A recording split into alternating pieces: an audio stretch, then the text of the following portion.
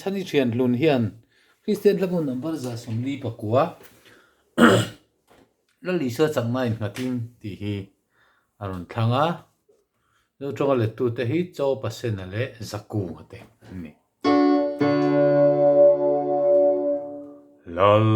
Isua chaknaa innghatin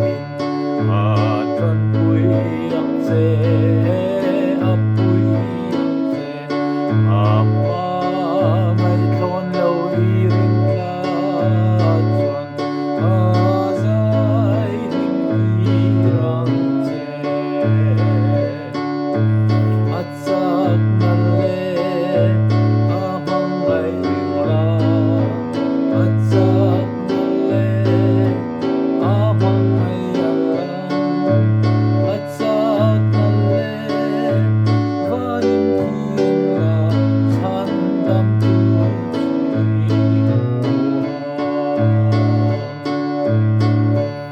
Lal Isua chaknaa innghatin rong ati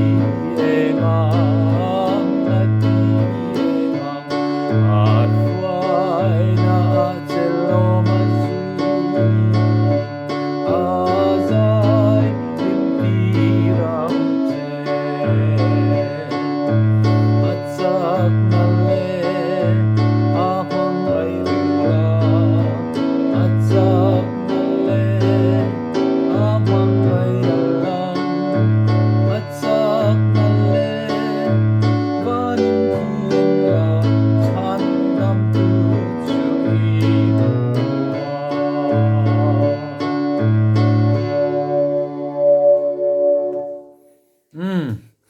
chang li oma chang ni kan sa ni nu tok le photang